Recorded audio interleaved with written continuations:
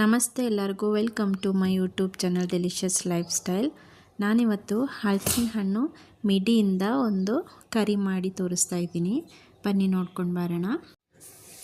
ಮೊದಲಿಗೆ ನಾನಿಲ್ಲಿ ಹಲಸಿನ ಹಣ್ಣು ಮಿಡಿನ ಚಿಕ್ಕದಾಗಿ ಕಟ್ ಮಾಡಿ ತೊಗೊಂಡಿದ್ದೀನಿ. ತುಂಬ ಚಿಕ್ಕ ಇರೋದು ತೊಗೊಳ್ಬೇಕು.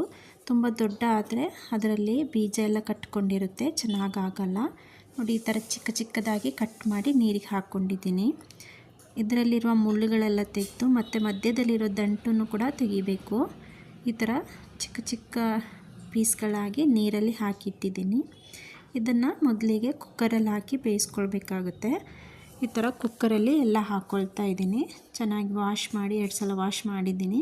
ಇನ್ನೊಂದು ಸಲ ವಾಶ್ ಮಾಡಿ ಈ ಥರ ಕುಕ್ಕರಲ್ಲಿ ಎಲ್ಲ ಹಾಕ್ಕೊಳ್ತಾ ಇದ್ದೀನಿ.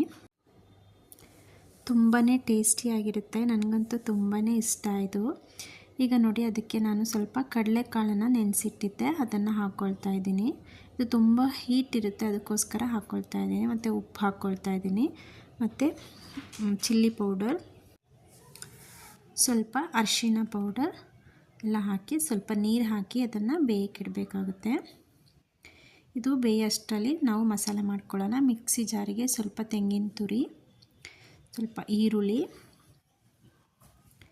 ಜೀರಿಗೆ, ಬೆಳ್ಳುಳ್ಳಿ, ಧನಿಯಾ ಪೌಡರ್ ಇದೆಲ್ಲ ಹಾಕಿ ಒಂದು ಪೇಸ್ಟ್ ಮಾಡಿ ಇಟ್ಕೊಳ್ಳೋಣ. ತುಂಬಾ ಸುಲಭ ಇದು ಮಾಡ್ಕೊಳ್ಳೋಕ್ಕೆ. ನೋಡಿ, ಈ ಕಡೆ ಇದು ಬೆಂದಿದೆ, ಚೆನ್ನಾಗಿ ಬೆಂದಿದೆ. ಹಾಗೇ ತಿನ್ಬೋದು, ಮಕ್ಕಳಿಗೆಲ್ಲ ತುಂಬ ಇಷ್ಟ ಆಗುತ್ತೆ. ನೋಡಿ, ಈ ಥರ ಚೆನ್ನಾಗಿ ಬೆಂದಿರಬೇಕು.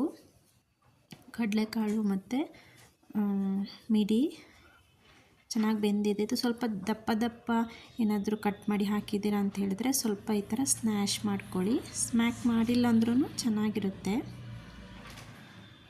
ಈಗ ಇದಕ್ಕೆ ನಾವು ಗ್ರೈಂಡ್ ಮಾಡಿಟ್ಟಿರೋ ಮಸಾಲಾನ ಹಾಕಿ ಅದೇ ಕುಕ್ಕರಿಗೇ ಮಸಾಲೆ ಹಾಕಿ ಚೆನ್ನಾಗಿ ಕುದಿಯೋಕ್ಕೆ ಬಿಡಬೇಕಾಗುತ್ತೆ. ಸ್ವಲ್ಪ ನೀರು ಹಾಕ್ಕೊಳ್ಳಿ, ತುಂಬ ನೀರು ಬೇಡ.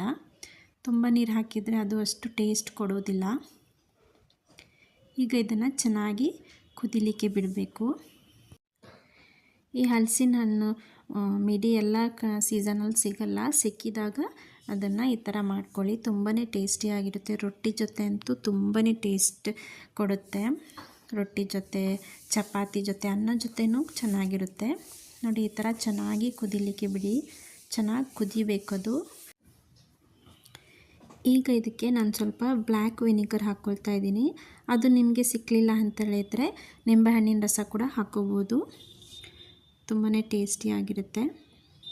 ನೋಡಿ, ಆಲ್ಮೋಸ್ಟ್ ಈಗ ಎಲ್ಲ ಆಗಿದೆ. ಉಪ್ಪು ಖಾರ ಎಲ್ಲ ನೋಡ್ಕೊಳ್ಳಿ.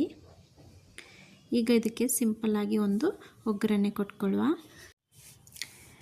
ಎಣ್ಣೆ ಹಾಕಿ ಸಾಸಿವೆ, ಕರಿಬೇವಿನ ಸೊಪ್ಪು, ಈರುಳ್ಳಿ, ಬೆಳ್ಳುಳ್ಳಿ ಹಾಕ್ಕೊಳ್ಳಿ. ನಾನಿಲ್ಲಿ ಸ್ಕಿಪ್ ಆಗಿಬಿಟ್ಟಿದೆ ವಿಡಿಯೋ.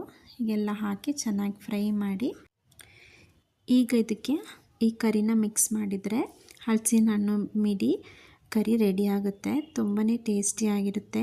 ನೀವು ಟ್ರೈ ಮಾಡಿ. ಇಷ್ಟ ಆದರೆ ಒಂದು ಲೈಕ್ ಮಾಡಿ. ಹಾಗೆ ನೀವಿನ್ನೂ ಫಸ್ಟ್ ಟೈಮ್ ನನ್ನ ಚಾನಲ್ ನೋಡ್ತಾ ಇದ್ದೀರ ಅಂತ ಹೇಳಿದರೆ ಸಬ್ಸ್ಕ್ರೈಬ್ ಮಾಡ್ಕೊಂಡು ನೋಡಿ. ನೆಕ್ಸ್ಟ್ ವೀಡಿಯೋದಲ್ಲಿ ಸಿಗೋಣ. Have a nice day. Thank you for watching my video. Bye bye.